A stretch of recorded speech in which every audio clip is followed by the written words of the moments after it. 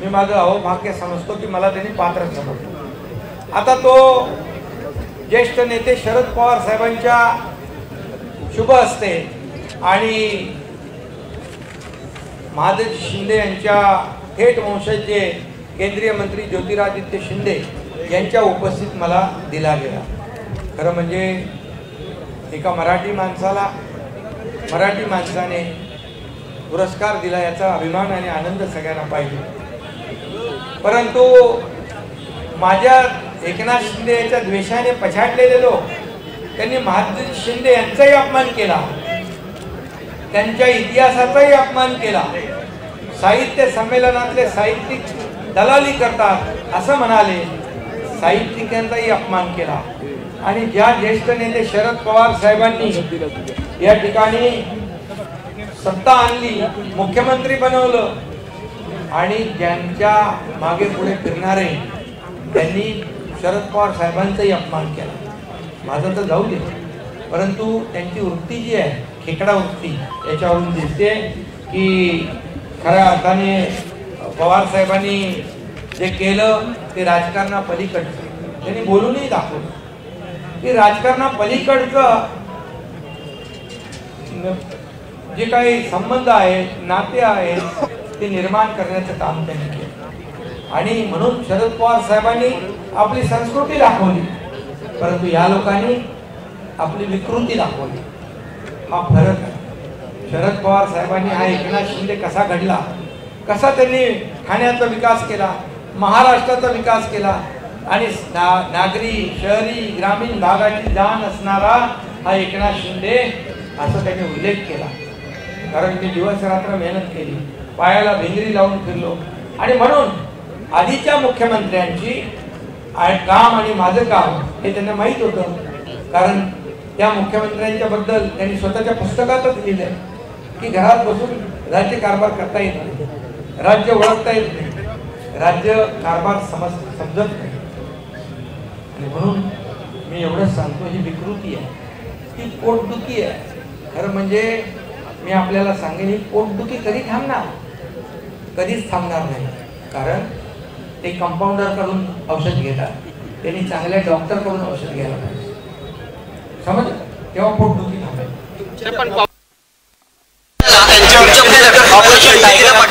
ठाकरे गटाचे अनेक खासदार तुमच्या संपर्कात आहेत, त्याचमुळे आज युवासेनेकडून आदित्य ठाकरे हा तर अविश्वास आहे। अरे आपल्या खासदारांवर अविश्वास दाखवण्याचा हा प्रकार आहे। तुमचा विश्वास असला पाहिजे आपल्या आमदारांवर, खासदारांवर। का ही वेळ आली तुमच्यावर?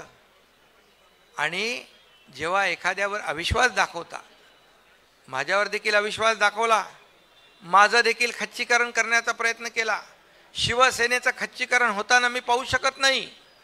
आणि म्हणून आता हे आमदारांवर, खासदारांवर लक्ष ठेवणं, वॉच ठेवणं, त्यांच्या मागे माणसं पाठवणं म्हणजे काय?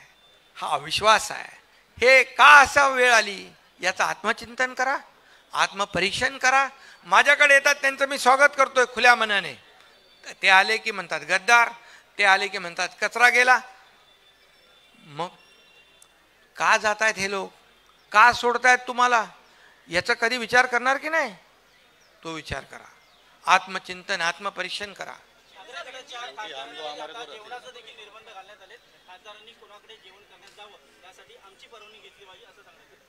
चांगलं आहे, ते चांगलं आहे। कुणी काय खावं, कुणी काय बोलावं, कसं बोलावं, काय खावं याच्यावर मेनू कार्ड तयार करून दिले त्यांनी, चांगलं आहे। बाळासाहेब असताना बाळासाहेब मोठ्या मनाचे होते, कार्यकर्त्यावर विश्वास होता, कार्यकर्ता त्यांच्यासाठी जीवाची बाजी लावायला तयार होता।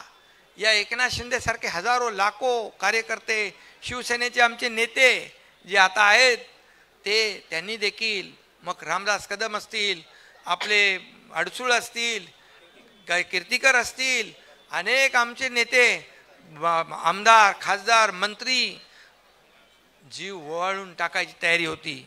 घरादारावर तुळशीपत्र ठेवून काम करत होतो आम्ही लोक। तेव्हा कुठे होते हे लोक? किती केसेस झाल्या अंगावर। आणि म्हणून हे बाळासाहेब होते।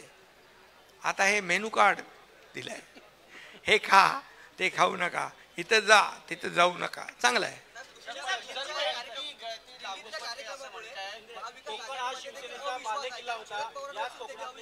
शरद पवार साहेबांवर अविश्वास दाखवणं हे दुर्दैवी आहे. शरद पवार साहेबांनी कधीही त्यांचे मित्र, त्यांनी बनवलेले तत्कालीन मुख्यमंत्री कुठं जातात, कुणाला भेटतात, काय करतात याच्याबद्दल कधी आक्षेप घेतला का? कधी नाही.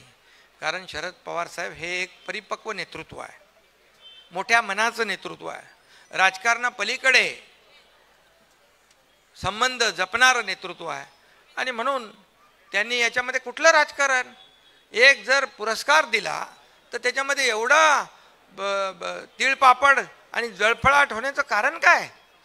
एकनाथ शिंदेला तुम्ही पाण्यात बघा, तुम्ही रात्रंदिवस एकनाथ शिंदे ते मोगलांच्या घोड्यांना दिसायचं संताजी धनाजी, तसा मी तुम्हाला दिसतो. पण तुम्ही इतर लोकांनी पण तेच करावं असं कसं काय तुम्ही कोणाला बंधन घालू शकता?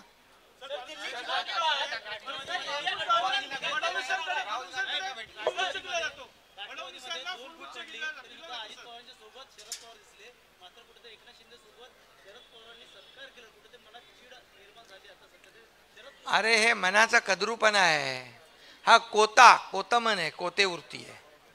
मोठं मन पाहिजे राजकारणामध्ये. कधी मी आयुष्यामध्ये बाळासाहेबांची शिकवण, दिघे साहेबांची शिकवण विसरलो नाही की कमरेखाली कधी वार केला नाही, कोणालाही अगदी पातळी सोडून कधी आरोप केले नाही, मी कधी असं वाईट कोणाच्याबद्दल बोललो नाही.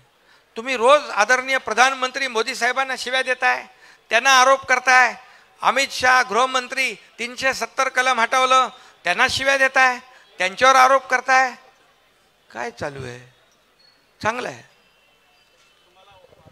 खरं म्हणजे एवढ्या देश पुढे घेऊन जाणारा माणूस प्रधानमंत्री मोदीजी, राम मंदिर बांधणारा प्रधानमंत्री, आणि बाळासाहेबांचं स्वप्न होतं राम मंदिर, आणि 370 कलम हटवलं, त्यांचा सत्कार करायचं सोडून त्यांना शिव्याशाप देत आहे.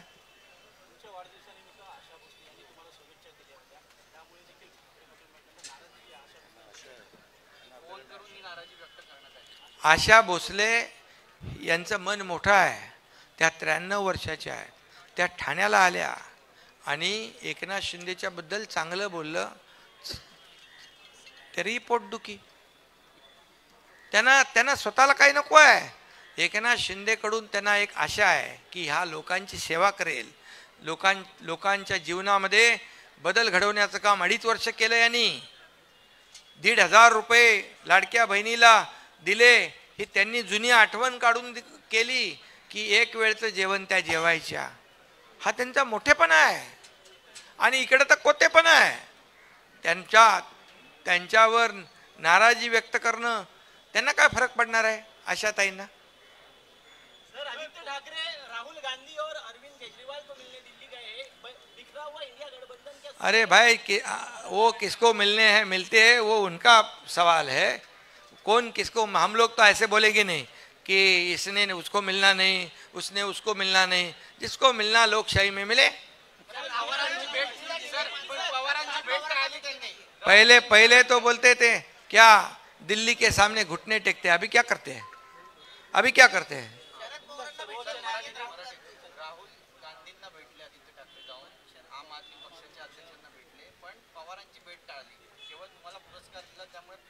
त्यांना वाटलं असेल ते पवार साहेबांपेक्षा मोठे आहेत.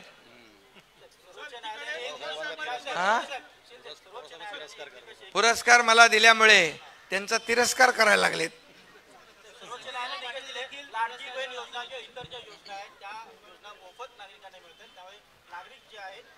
अरे बाबा, तुम्ही जरा आता लाडक्या बहिणींची योजना सुरू आहे, ती सुरू राहणार आहे सर्वसामान्य माणसाला. अरे बाबा, त्या लाडक्या बहिणींनी पण आपले अनुभव कथन केलेत ना.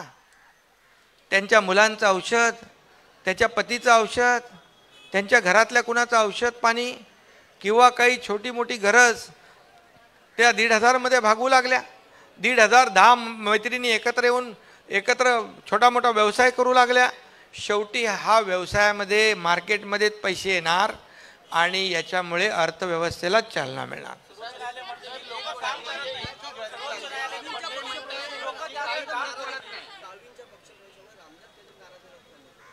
तुम्हाला का फोन केलेला त्यांनी?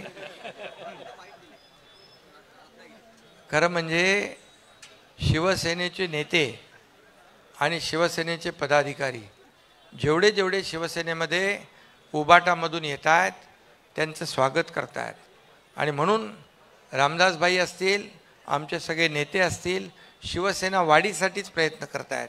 शिवसेना वाढावी, शिवसेना पुढे जावी आणि या राज्यामध्ये खऱ्या अर्थाने आज आपण पाहतोय की महायुतीचं जे यश आहे या पुढच्या निवडणुकांमध्ये देखील कायम राहावं अशाच प्रकारचा आमचा प्रयत्न आहे.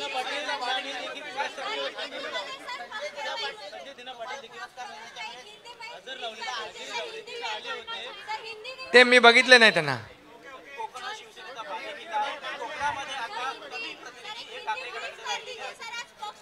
जे राहिले ते पण येतील. चलो ठीक आहे. इनकमिंग चालू है, चालू रहेगा. चलो ठीक है.